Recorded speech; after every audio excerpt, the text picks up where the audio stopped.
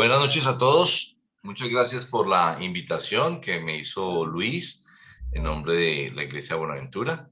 Hermanos muy queridos a los que recordamos con mucho cariño y también pues muy agradable estar en la presencia de todos ustedes.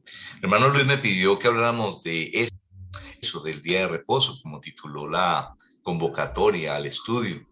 Y es muy importante que la iglesia y cada cristiano entienda claramente este tema porque dentro del mundo espiritual, el mundo sectario, aparece como el reclamo de que por qué nosotros no guardamos el día sábado o el día de reposo. Y traen bastantes argumentaciones y yo quiero que repasemos hoy esos argumentos y cómo hacemos las objeciones a sus argumentos basado únicamente en la Biblia. Espero que cada uno de ustedes tenga su Biblia a la mano porque vamos a hacer una lección expositiva, no es una presentación en PowerPoint. Ese término día de reposo viene esa palabra hebrea Shabbat. Es una palabra que repetimos fácil, Shabbat, que quiere decir reposar. Puesto que Dios especificó el séptimo día de la semana, que comúnmente llamamos sábado, como ese día de reposo en que el Antiguo Testamento nos explica que Dios reposó de su creación, vemos como la primera referencia que aparece en la Biblia de este día, como en Génesis capítulo 2, versos 2 y 3. Dice así, y acabó Dios en el día séptimo la obra que hizo, y reposó en el día séptimo de toda la obra que hizo. Y bendijo Dios al día séptimo y lo santificó, porque en él reposó de toda la obra que había hecho en la creación. A veces se nos olvida, y se le olvida a los grupos sectarios, que el Génesis fue escrito por Moisés, aproximadamente 2500 años después de los sucesos. Y en los libros de la Biblia se utilizan figuras de dicción, figuras literarias que nosotros debemos tener muy claro. No es afirmado en la cita que acabo de leer que Dios santificó el día séptimo al mismo tiempo que reposó de la obra que había hecho en el día que terminó la creación. Mire que aquí hay dos circunstancias. Uno, que cesó su obra. Cuando la gente habla que reposó, inmediatamente se van al término descansó. Dios omnipotente y todopoderoso, ¿será que necesita descansar? Ese reposo significa cesó, no hizo más, no creó más. Ese séptimo día, y es así se llama, séptimo día, que después el Shabbat o día de reposo fue el título que se le dio para guardarlo. En el texto se habla de dos cosas diferentes. Uno, que cesó la creación y dos, que lo santificó. Esa figura literaria que hemos aprendido en la iglesia, la prolepsis, o sea, la unión de dos eventos distantes para hacer que parezca como si hubieran sucedido al mismo tiempo. Y es común esta figura literaria en la iglesia. Aquí lo que estamos diciendo claramente, y me gusta entrar directo, sin darle rodeos, es que Dios hizo dos cosas. Primero, el día séptimo cesó su creación. Y también hizo otra cosa, y es que santificó ese día. Cuando Moisés lo está relatando de la manera que lo escribió, pareciera que las dos cosas hubieran sido hechas al mismo tiempo, pero no es así. Ya vamos a ver cuándo santificó Dios ese día, o sea, utilizó ese día que cesó la creación, el séptimo día, para darle una condición especial. Entonces, podemos ver, por ejemplo, casos de prolepsis en Génesis 3:20. Si vamos allá a Génesis 3:20, vemos que dice, y llamó Adán el nombre de su mujer Eva, por cuanto ella era madre de todos los vivientes. Cuando nosotros leemos en Génesis 3:20, esa manifestación que Eva era la madre de todos los vivientes, no es cierto. Al momento que se está diciendo supuestamente que sucedió, no es cierto que ella hubiera sido madre de todos los vivientes. Entonces aquí hay un caso de prolepsis. Ella efectivamente fue la ascendiente de todos nosotros, pero eso sucedió después. Pero en la narración, Esta figura literaria nos permite determinar dos sucesos diferentes narrados como si hubieran sido al mismo tiempo.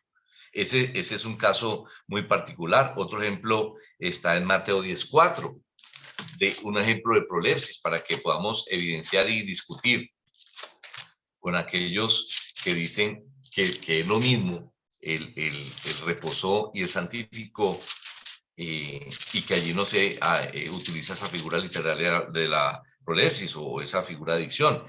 Mateo 10:4 dice: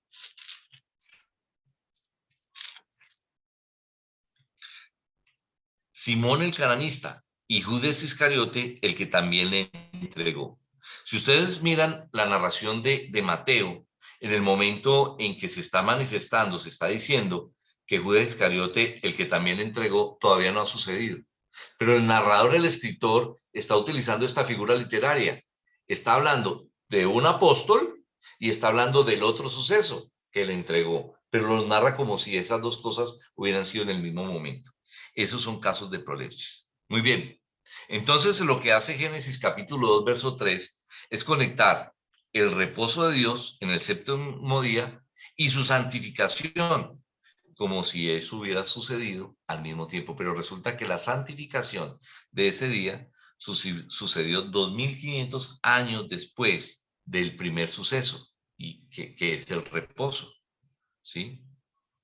Entonces, durante este intermedio entre en que Dios cesó su creación y cuando Dios santificó, no aparece registro bíblico que alguien haya guardado el Shabbat o el sábado o el día de reposo santificado. No existe.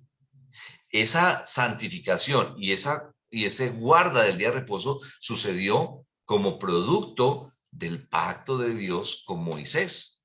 Y vamos a ver en qué momento la misma Biblia narra que eso fue un pacto que hizo Dios, una orden que le dio Dios al pueblo de Israel después de la salida de Egipto, después del monte Sinaí, y no en la creación. Volvemos a insistir en este tema. Cuando Génesis dice que Dios cesó la creación y santificó, son dos eventos en que el narrador los está uniendo como si hubieran sucedido en el mismo momento, pero no es así. La Biblia nos demuestra que la santificación aparece en el libro de Deuteronomio. Empezamos a determinar en qué momento Dios les ordenó que guardaran el día de reposo. El verso 15 del capítulo 5 dice: acuérdate que fuiste siervo en tierra de Egipto y que Jehová tu Dios te sacó de allá con mano fuerte y brazo extendido, por lo cual Jehová tu Dios te mandó que guardes el día de reposo. En ese momento, después que Dios, como dice Deuteronomio 5:2, Jehová nuestro Dios hizo pacto con nosotros en Horeb. No con nuestros padres hizo Jehová este pacto, sino con nosotros todos los que estamos aquí hoy vivos. Deuteronomio está diciendo: mire, el pacto de Dios con Israel es ahorita. No fue con nuestros padres, no está con nuestros antecesores. Y este pacto de guardar el día de reposo era la conmemoración de la liberación del pueblo de Dios de la esclavitud de Egipto. Ellos deberían cada sábado conmemorar esa liberación y guardar el Shabbat. ¿Cuándo lo deberían guardar? Un día escogido por Dios. ¿Cuándo? Casualmente, el día que Él reposó de toda la creación. Dos eventos, ¿sí?, que cesó la creación, y otro que lo santificó, ocurridos de una manera distante, pero narrados como si hubieran sido en el mismo momento. Vuelvo y recabo o recuerdo que es una figura literaria que se llama prolepsis. Mire, en Éxodo 16,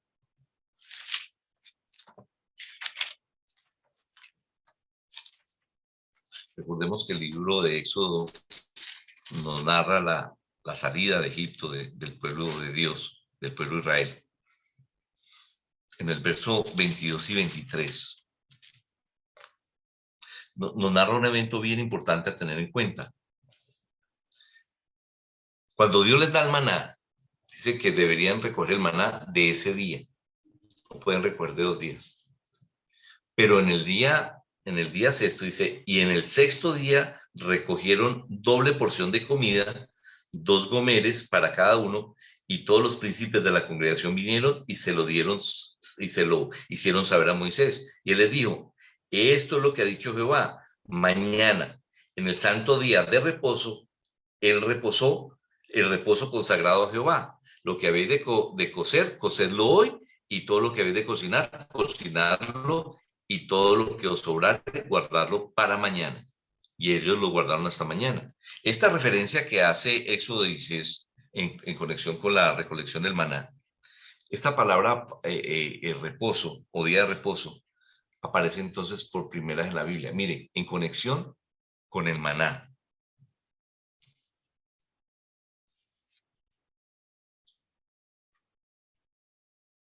En conexión con esto, con este encargo que le dan a los judíos, Moisés no les recordó que guardaran un día que ya había estado guardado. O sea, como vemos, nunca Moisés les dijo, recuerden guardar el día de reposo, sino que les dijo que ese día ellos deberían recoger el doble de maná. Por lo tanto, no existe una referencia en la Biblia entre la creación y 2500 años después en el monte Sinaí de que alguien hubiera guardado el día de reposo.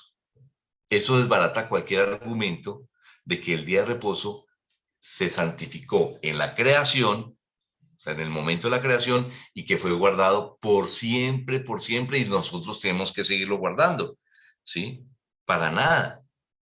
Ese argumento entonces de un pacto perpetuo completamente desbarata esa creencia cuando nosotros leemos bien la Biblia y aplicamos esas figuras literarias que aparecen allí.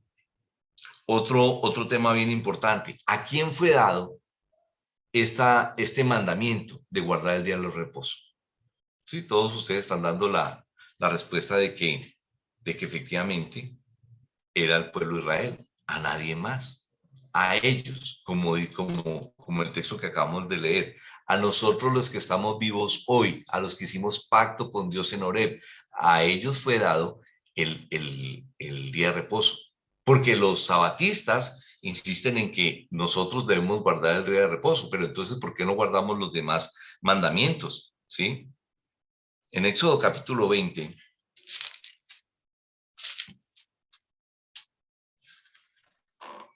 verso 8 en adelante,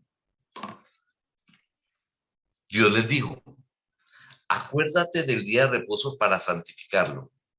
6 días trabajarás y harás toda tu obra, mas el séptimo día es reposo para Jehová tu Dios. No hagas en él obra alguna, tú, ni tu hijo, ni tu hija, ni tu siervo, ni tu criada, ni tu bestia, ni tu extranjero que está dentro de tus puertas. Porque en 6 días hizo Jehová los cielos y la tierra, el mar y todas las cosas que en ellos hay, y reposó. En el séptimo día, por tanto, Jehová bendijo el día de reposo y lo santificó. Otra vez aparece en esta narración de Éxodo 20 una circunstancia que genera la confusión para los sabatistas. Ellos dicen, si ve que aquí dice que él no solamente cesó la creación, sino que lo santificó. Dios o el escritor del Éxodo, que es el mismo Moisés, está diciendo las dos cosas que ordenó, porque la Biblia no se contradice. Vemos en Deuteronomio, el libro de la repetición de la ley, que dice por qué razón Dios lo santificó. Si el día de reposo no fue dado a los israelitas, entonces ¿a quién fue dado? Porque como dije ya, desde la creación hasta 2500 años después, no aparece vestigio que alguien lo haya guardado. Y lo empezaron a guardar el pueblo de Israel por el mandamiento directo de Dios que aparece en Deuteronomio. ¿Y para qué? Para recordar que ellos fueron esclavos en Egipto. Nosotros no hemos sido liberados de Egipto. Nosotros no tenemos esa condición de el pacto que hizo Dios, como vamos a ver ahora. Ese mismo hecho es manifestado en Ezequiel, capítulo 20,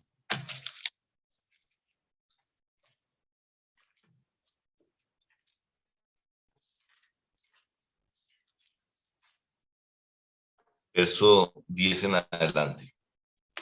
Los saqué de la tierra de Egipto y los traje al desierto. Y les di mis estatutos y les hice conocer mis decretos, por los cuales el hombre que cumpliere vivirá. Y les di también mis días de reposo, para que fuesen por señal entre mí y ellos, para que supiesen que yo soy Jehová, que los santificó. Aquí este día de reposo equivale, como siempre, al Shabbat o al sábado.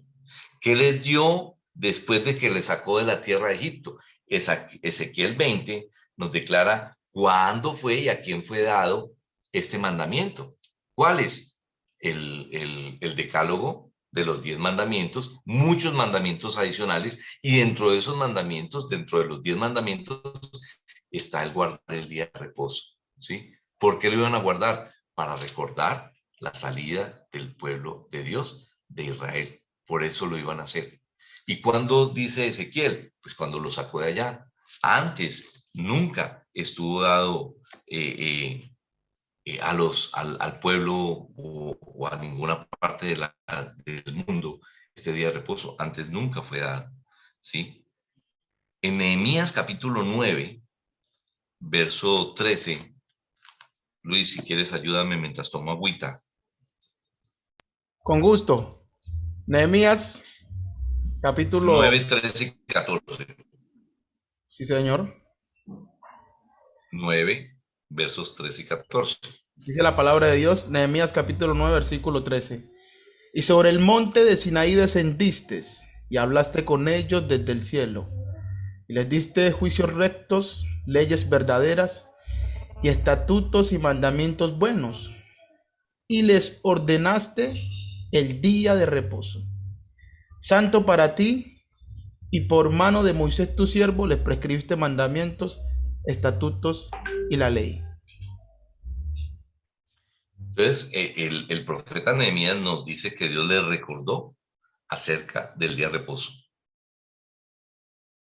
No, no les dice eso, no les dice que Él les recordó, sino que les dio a conocer, ¿sí o no, Luis? Ahí dice que les dio a conocer, porque antes no lo conocía. Si alguien antes lo hubiera guardado, pues lo lógico hubiera sido que Nehemías hubiera dicho, entonces les recordaré el día de reposo. No, después de su liberación, cuando en el monte Sinaí, dice, bajaste tú y hablaste con ellos desde el cielo, les hiciste conocer el día de reposo. La Biblia no se contradice y es muy clara en varios aspectos donde cuándo fue revelado.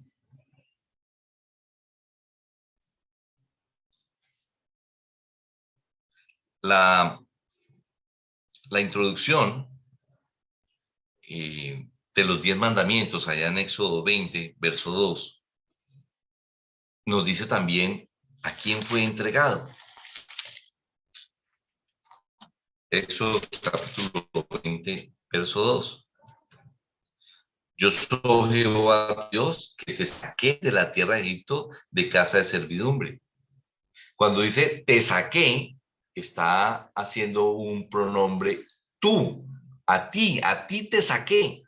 Entonces, aquí está claramente dicho a quién se le dio ese mandamiento. Es al pueblo Israel, al pueblo judío, nadie más o a nadie más. Entonces está limitando digamos, la circunscripción de guardar el mandamiento al pueblo Israel.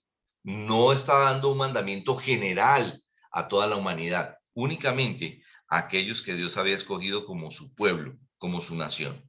Entonces lo limita a aquellos que fueron sacados de la tierra de Egipto. Hay muchos otros pasajes importantes para saber que el día de reposo fue dado únicamente al pueblo de Israel, ¿sí? Que ya lo vimos, entonces Deuteronomio 5:15, Ezequiel 20, 10 y 12. Ahora, sabiendo cuándo fue dada, ¿qué día de la creación, de los 7 que designó Dios, que iba a ser el tiempo de cada semana, 7, y qué día escogió Dios para dar esa santificación? Y esto pues lo digo de una manera mucho más sencilla. Dios hubiera podido decir que el primer día, o el segundo, o el tercero, o el quinto. No, Dios escogió uno, el séptimo. ¿Por qué? Porque ese día reposó. Y entonces cuando les da la ley laboral, les dice, ustedes van a trabajar 6 días, pero el séptimo día van a descansar. Pero ese día ustedes van a hacer algo. Y entonces a los judíos en el monte Sinaí, ustedes van a hacer el Shabbat. El Shabbat ya no es solamente el día de descanso de los judíos. No, no, no. El Shabbat tenía una implicación de carácter religiosa, de adoración y de recordación por la grandeza y la gratitud que le debía el pueblo judío a Dios. Entonces, eso es como... Pero ese día iba a ser, claro que sí. La palabra abrogar, o sea, anular por un acto autorizado, abolir, anular, indica la necesidad o lo que dice la Biblia, perdón, de que ese día iba a ser quitado. Nunca el plan divino fue que el día de reposo fuera un día santo para guardar más allá de la dispensación judía. En Éxodo 31,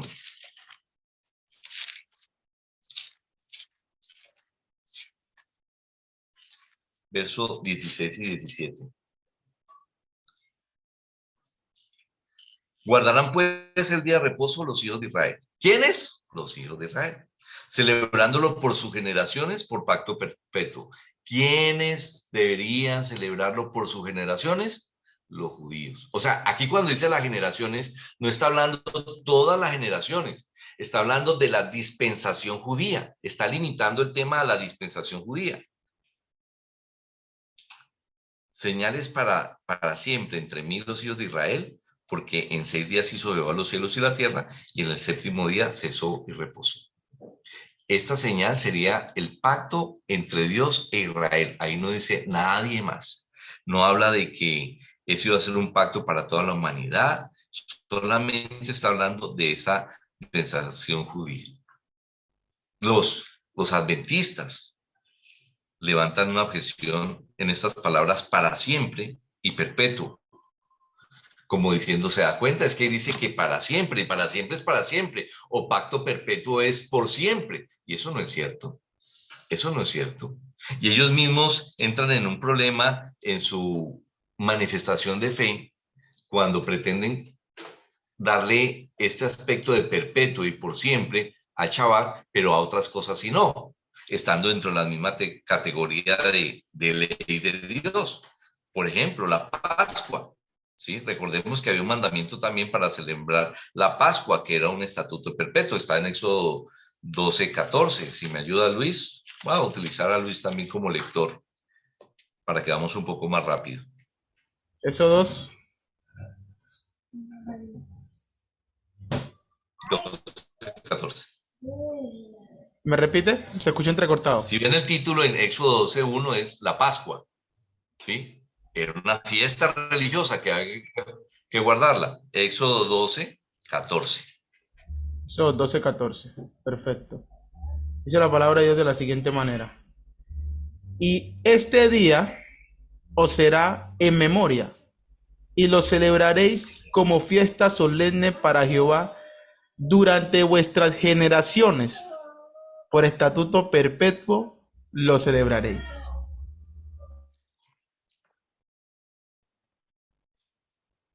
La pregunta es, ¿por qué los adventistas no guardan la Pascua? Pero aún más, si nos vamos a Éxodo capítulo 30, verso 8, dice, y cuando Aarón encienda las lámparas al anochecer, quemará el incienso, rito perpetuo delante de Jehová por vuestras generaciones. No, eso tampoco lo guardan, ni los sacrificios, ni muchas otras cosas que Dios mandó como si fueran actos perpetuos. Entonces, cuando dice ese pacto perpetuo, recordemos que ese pacto perpetuo tenía una condición y era un cumplimiento de parte y parte. Dios siempre cumplió sus promesas y el hombre, Dios dice que él se desentendió de ellos porque ellos no permanecieron en su pacto. Hay un aforismo jurídico que dice que nadie está obligado a cumplir cuando el otro no cumple. Y ese aforismo nace precisamente de las instituciones divinas. Dios no estaba obligado a cumplir su pacto si el hombre no cumplía su parte. Y eso es lo que le pasó al pueblo de Israel. Ellos no cumplieron su parte. Por lo tanto, ese acuerdo que había hecho Dios con el pueblo de Israel por un estatuto perpetuo estaba limitado al cumplimiento de la ley, de toda la ley, no de una parte de ella, ¿sí? Entonces, la abrogación o la anulación del pacto, ¿sí? Fue predicha desde mucho antes. Jeremías 31:31.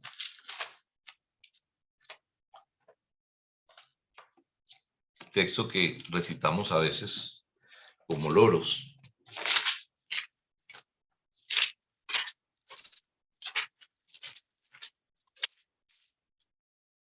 Dice así, al 34. Aquí vienen días, dice Jehová, en los cuales haré nuevo pacto con la casa de Israel y con la casa de Judá. No como el pacto que hice con sus padres el día que los tomé su mano, el día que tomé su mano para sacarlos de la tierra de Egipto, porque ellos invalidaron mi pacto, aunque fui yo un marido para ellos, dice Jehová. Pero este es el pacto que haré con la casa de Israel después de aquellos días, dice Jehová. Daré mis leyes en su mente y las escribiré en sus corazones. Y yo seré a ellos por Dios y ellos me serán por pueblo. El profeta Jeremías está hablando de algo que el Nuevo Testamento también dice acerca de hasta cuándo era esa perpetuidad o ese para siempre. Y es hasta que ellos permanecieran en el pacto. Como no lo hicieron, el pacto, y el pacto es un paquete de normas. Nuestra Constitución es un paquete de normas. Nadie puede decir, hoy voy a cumplir el artículo 23 de la Constitución y el resto no. El paquete de normas que se llamaba el pacto de Dios con Israel, el pacto hecho en el Sinaí, el pacto que es los 10 mandamientos más otros pocos de mandamientos, quedó completamente abrogado. ¿Y por qué la profecía lo decía? Porque la argumentación de Dios es que él no estaba obligado a cumplir un pacto siempre y cuando la otra parte, el otro contratante, no lo cumpliera. Entonces la abrogación del antiguo pacto fue una consecuencia del mal actuar de los judíos. El libro de Hebreos también, conocido por nosotros, en el capítulo 8.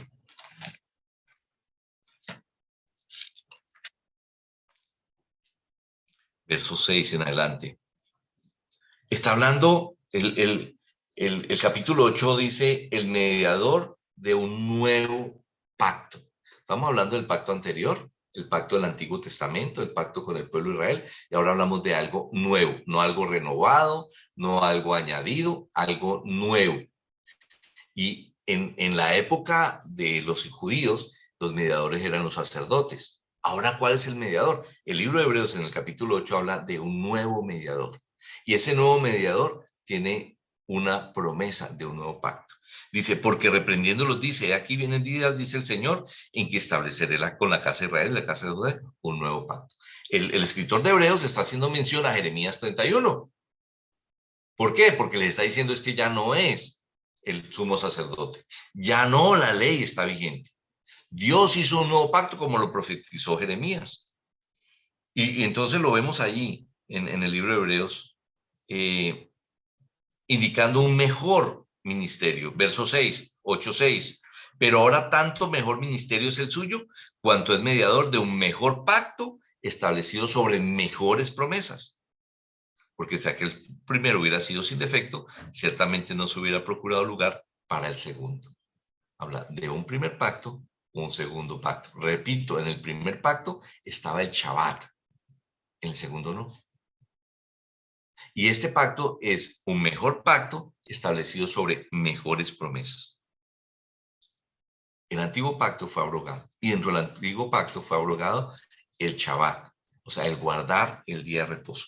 Muchos hermanos quisieran tener esa opción de guardar el día de reposo porque parece muy, muy santo. Hoy nadie guarda el día de reposo. Los judíos más ortodoxos no lo hacen como Dios lo manda.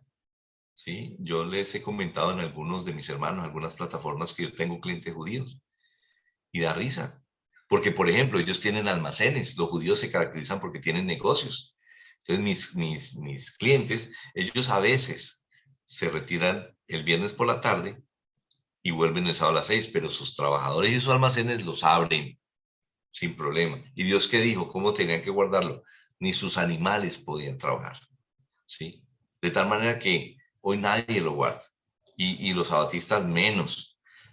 Hay unos judíos que tratan de vivir cerca de las sinagogas porque no pueden montar en bicicleta, ni en un taxi, ni en un bus, entonces se van caminando y no pueden caminar sino tantos metros. Ellos mismos, su tradición, le generó leyes a las leyes de Dios. Y hoy tratan de guardar esas leyes, pero que son costumbres de los rabinos judíos que van imponiendo cargas a sus feligreses, pero no guardan la ley de Dios si la quisieran guardar. Ese mediador entonces de ese nuevo pacto hoy es Cristo Jesús.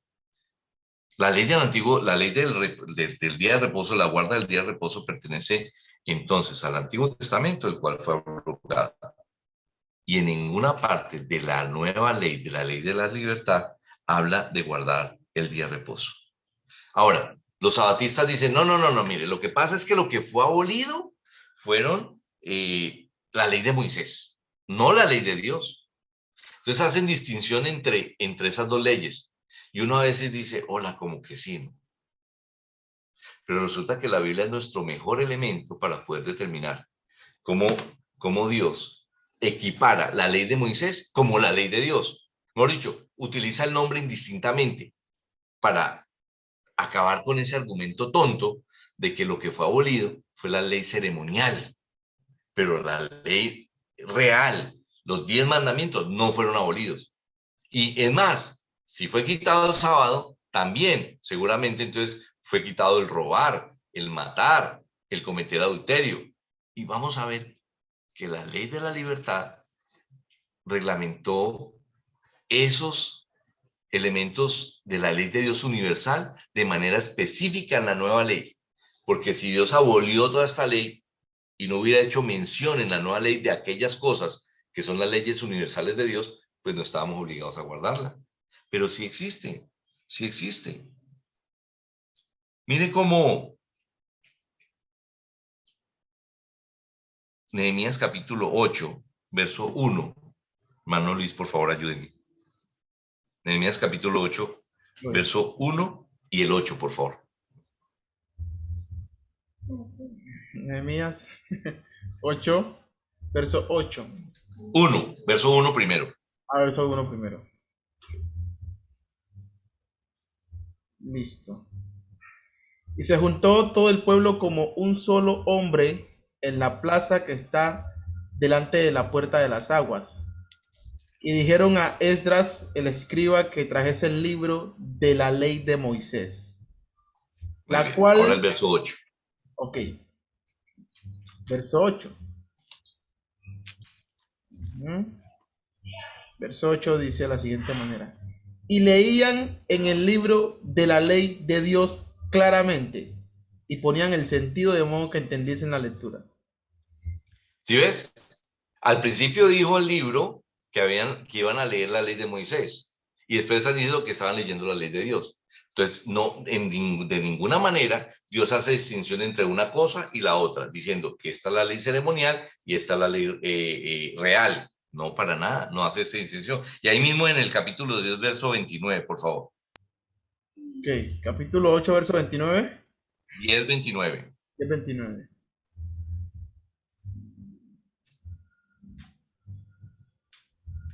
Se reunieron con sus hermanos y sus principales para protestar y jurar que andarían en la ley de Dios, que fue dada por Moisés, siervo de Dios, y que guardarían y cumplirían todos los mandamientos, decretos y estatutos de Jehová nuestro Señor. Más claro no puede cantar un gallo. No hay distinción entre la ley de Moisés y la ley de Dios o la ley del Señor. Simplemente que Moisés la dio, pero la ley es de Dios. Entonces, ese argumento de los adventistas no es traído de los cabellos.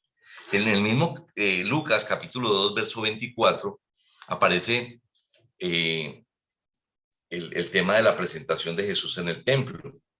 Dice el verso 21, cumplidos los 8 días para circuncidar al niño, le pusieron por nombre Jesús, el cual le había sido puesto por el ángel antes de que fuese concebido. Y cuando se cumplieron los días de la purificación de ellos, conforme a la ley de Moisés, le trajeron a Jerusalén para presentarle al Señor, como está escrito en la ley del Señor. Todo varón que abriere la matriz será llamado santo al Señor. Y para ofrecer conforme a lo que dice la ley del Señor, un par de tórtolas o 2 palominos. Esa, ese ofrecimiento de, de esas tórtolas estaba en lo que Levítico dice, la ley de Moisés. Pero Lucas dice que es la ley del Señor.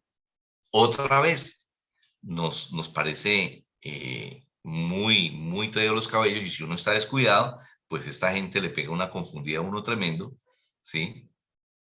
Porque Levítico 12:8 es parte del Antiguo Testamento y allí se habla claramente lo que es la ley del Señor, ¿sí? Muy bien.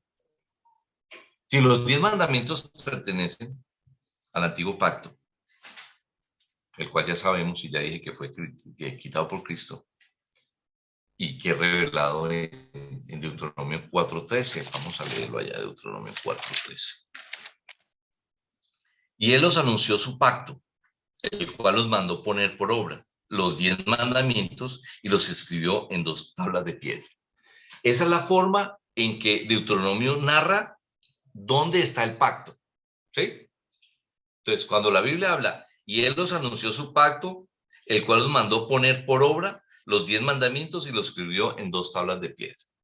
Cuando nosotros hablamos de estos mandamientos, nosotros podemos buscar en la Biblia qué dice acerca de la ley contenida en tablas de piedra, para saber que en el libro de Hebreos, si mal no recuerdo, está expresado de que, no, es en 2 Corintios 3:15, versículo 5 al 14, dice, 2 Corintios 3, verso 5 en adelante, dice, no que seamos competentes por nosotros mismos para pensar algo como de nosotros mismos, sino que nuestra competencia proviene de Dios, el cual asimismo nos hizo ministros competentes de un nuevo pacto, no de la letra, sino del espíritu, porque la letra mata, mas el espíritu vivifica.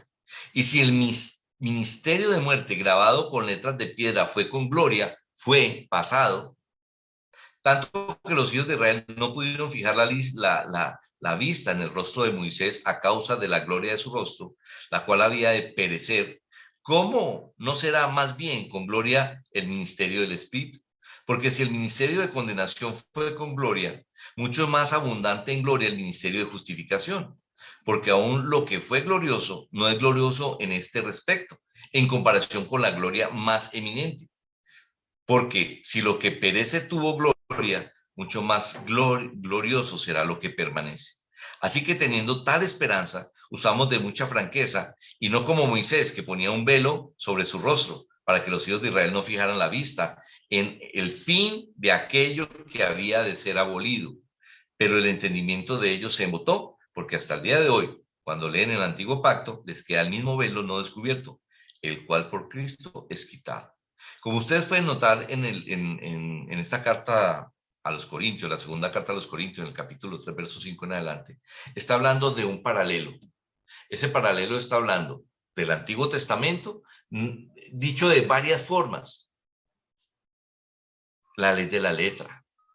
Nosotros hablamos de la ley de la libertad. Estamos hablando ahora de el ministerio del Espíritu. Entonces, ese paralelo lo que nos dice es que eso iba a ser abolido o fue abolido según 2 Corintios. Y que lo que permanece para siempre, que es el nuevo pacto, quitó el antiguo. Y en el antiguo estaba el Shabbat.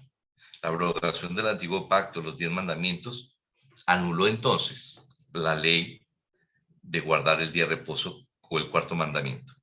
Aquellos que guardan hoy ese día de reposo siguen pegados a la ley de Moisés, a la ley del Antiguo Testamento, y como nosotros sabemos, como dice el texto, se llama el ministerio de condenación. Quien guarda el Antiguo Testamento está guardando el ministerio de la condenación. Como decía ahora, la respuesta inmediatamente de ellos, o sea que sí podemos matar, sí podemos codiciar la mujer del prójimo, sí podemos fornicar. Totalmente inválida la objeción, porque lo que hace la perfecta ley, aquella que dice Santiago 1:25, es dar mayor énfasis. Vamos a hacer digamos, un paralelo entre esas leyes y es innegable que nosotros tengamos que aceptar, por ejemplo, el no matar que aparecía en la ley, en la antigua ley, en el antiguo pacto, si fue abolido, hoy podemos matar. No, es que hoy no podemos matar porque la ley lo decía. No, no, no, no. La ley lo decía como algo que es dentro de los principios de Dios para la humanidad. Entonces, ¿qué hizo Dios con ese principio? Volvió y lo dijo en el Nuevo Testamento. Veamos algunos casos que tengo aquí. Por ejemplo,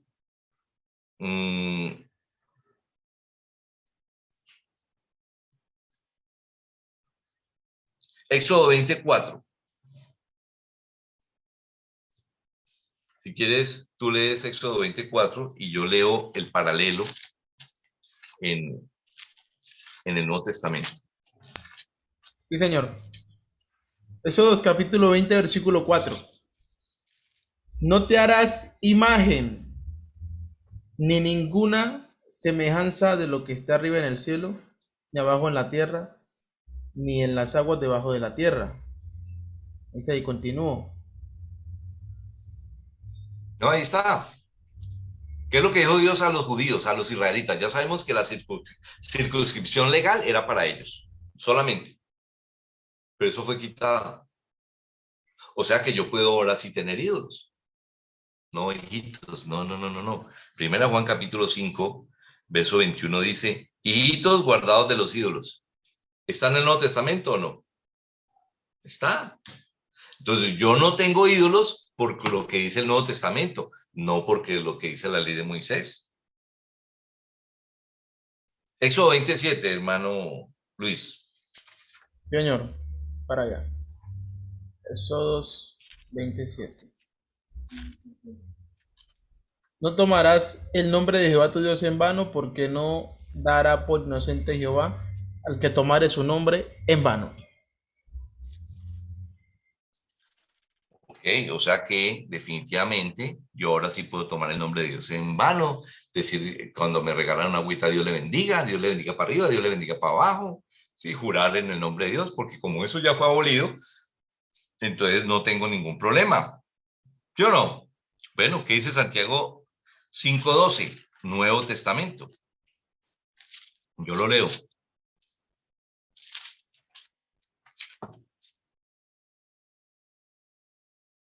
Pero sobre todo, hermanos míos, no juréis ni por el cielo, ni por la tierra, ni por ningún otro juramento, sino que vuestro sí sea sí y por vuestro no sea no, para que no caigas en condenación. Jurar significa poner a alguien por testigo. Y Dios nos enseña que siempre que juramos, de manera indirecta, estamos poniendo a Dios por testigo. De tal manera que es un paralelo. Yo no pongo o juego con el nombre de Dios, no uso el nombre de Dios en vano por lo que dice Santiago, no por lo que dice los 10 mandamientos. Finalmente, eh,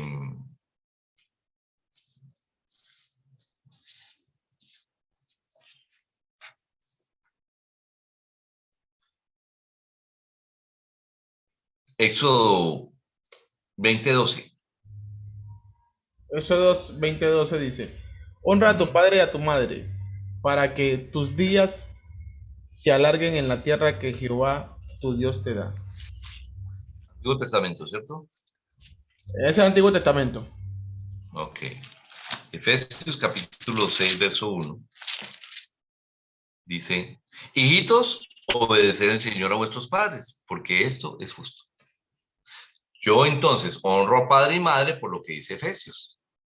Y así, todo lo que usted quiera averiguar en el Nuevo Testamento acerca de el pensamiento de Dios dado a toda la humanidad a través de Cristo Jesús y a partir de su muerte, como cuando empieza a regir la nueva ley, a partir de su muerte, como dice el libro de Hebreos, hay muchas cosas que también se decían en el Antiguo Testamento, porque es que Dios es el mismo. En Colombia teníamos la Constitución de 1886. En la Constitución de 1886 dice que todo colombiano, una persona será colombiana si ha nacido entre el territorio colombiano. Perfecto. Yo soy colombiano, yo nací en Cali, por lo tanto, la Constitución dice que yo soy colombiano.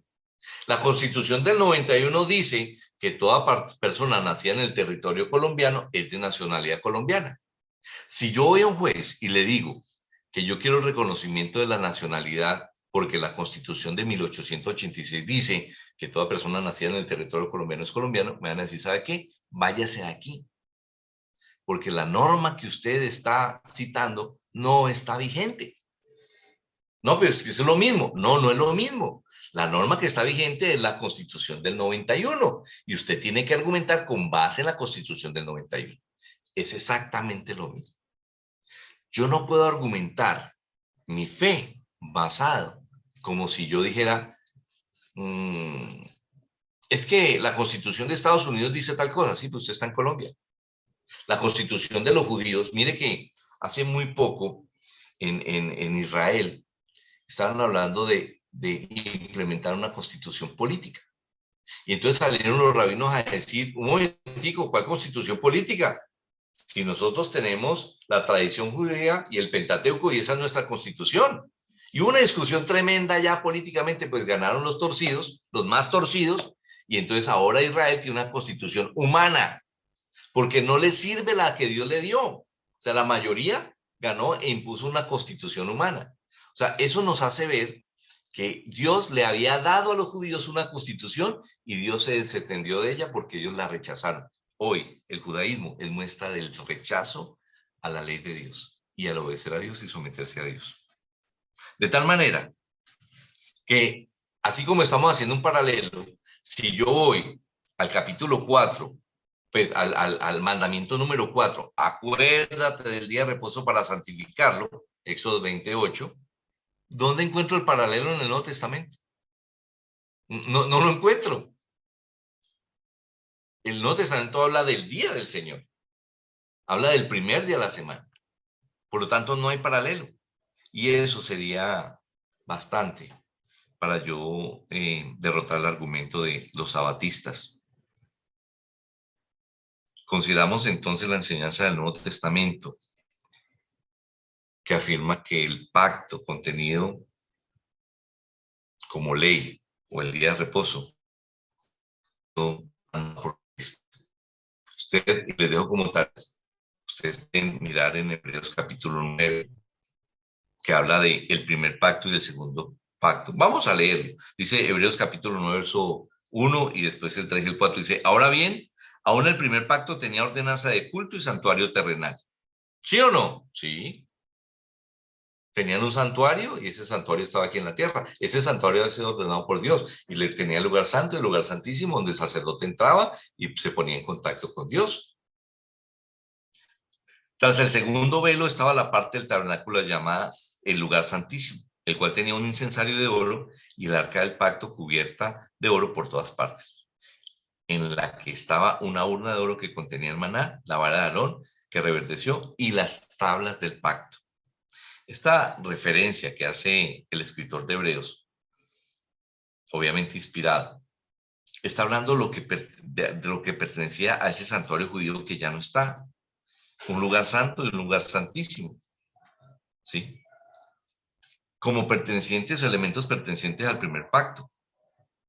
Allá en el lugar santísimo estaba el arca del pacto y dentro del arca del pacto estaban los 10 mandamientos, esas tablas de piedra. Pero en Hebreos 10:9 es muy conciso y sencillamente declara lo que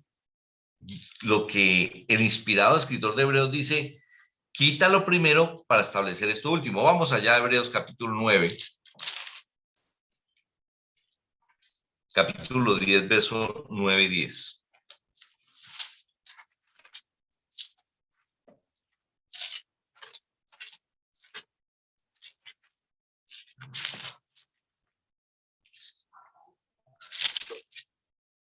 Y diciendo luego, he aquí que vengo, oh Dios, para hacer tu voluntad. Quítalo primero para establecer esto último. En esa voluntad nos somos santificados mediante la ofrenda del cuerpo de Jesucristo, hecha una vez y para siempre. Quita lo primero. ¿Qué era lo primero? Pues lo que hemos venido hablando acerca de las tablas de la ley, el santuario, todos los mandamientos del Antiguo Testamento, toda aquella constitución dada a los judíos. Recuerden que la Biblia dice que de los dos hizo un solo pueblo. Ya no hay judío, no hay gentil, no hay esclavo, no hay libre. Todos somos un solo pueblo. Y a esa nueva nación hay que darle una nueva constitución, porque nosotros no podemos, en un territorio tan pequeñito como era el territorio de Israel, el territorio judío, aplicar las mismas normas, y eso es de simple razonamiento, que ahora habría que aplicar unas normas universales que se puedan hacer en la China, en Colombia y en la Conchinchina. Las leyes de Dios se pueden hacer en cualquier parte del mundo. Las leyes del Antiguo Testamento no. El Shabbat no se puede guardar. En muchos estados es prohibido. Recuerde que Dios quitó esa pared intermedia de separación entre el judaísmo, o perdón, entre los judíos y los gentiles. Es clarísimo en Efesios 2:14 cuando dice, porque Él es nuestra paz, que de ambos pueblos hizo uno, derribando la pared intermedia de separación y aboliendo en su carne las enemistades, aboliendo en su carne las enemistades, la ley de los mandamientos expresados en ordenanzas, para crear en sí mismo de los dos un solo y nuevo hombre, haciendo la paz y mediante la cruz reconciliar con Dios a ambos en un solo cuerpo, matando en ellas las enemistades. ¿De qué está hablando entonces? Esa enemistad es, los judíos fallaron en la misión que Dios les dio, de pregonarle al mundo y de atraer al mundo a ese Dios grande y maravilloso, lleno de poder que los judíos habían evidenciado. Hicieron nosotros somos el pueblo de Dios y ustedes no sirven para nada, ustedes huelen feo, ustedes los gentiles no tenemos relación, ustedes están es para servirnos a nosotros. Cuando Dios lo que les dijo es que todo el mundo debía venirse a rendirle honor a este Dios grandioso, como muchos hicieron. Muchos extranjeros se volvieron judíos, ¿sí? Pero ellos no, ellos pusieron un muro. Por eso entonces el escritor de Efesios dice, fue derribada la pared intermedia que había entre ustedes y nosotros. Ya no hay gentil ni judío, ¿sí? Entonces esa separación religiosa, realmente de lo que está hablando, es de esa abolición del antiguo pacto y dentro de ella el reposo, el día de reposo.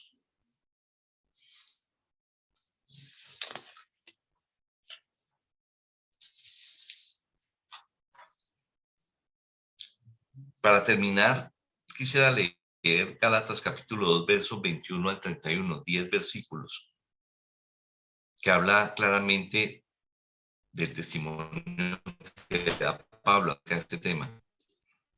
Decidme los que queréis estar bajo la ley. ¿No habéis oído la ley? Porque está escrito que Abraham tuvo dos hijos, uno de la esclava, el otro de la libre. Pero el de la esclava nació según la carne, pues el de la libre por la promesa. Lo cual es una alegoría, pues estas mujeres son los dos pactos. El uno proviene del monte Sinaí, el cual da hijos para esclavitud. Esta es Agar.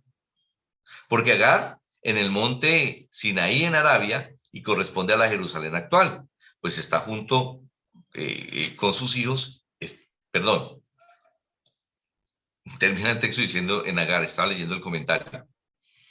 Entonces, esta alegoría que hace el apóstol Pablo está hablando de la esclava y de la promesa. Agar la esclava, y dice, esto es la ley. La esclava es la ley. Y hablando de la abolición de la ley.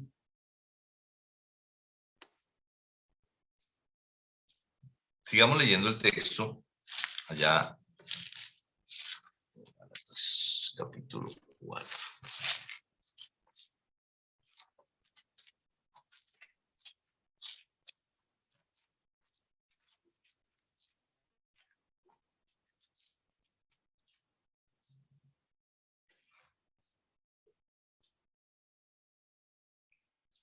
Porque Agar es el monte Sinaí en Arabia y corresponde a la Jerusalén actual, pues ésta, junto con sus hijos, está en esclavitud.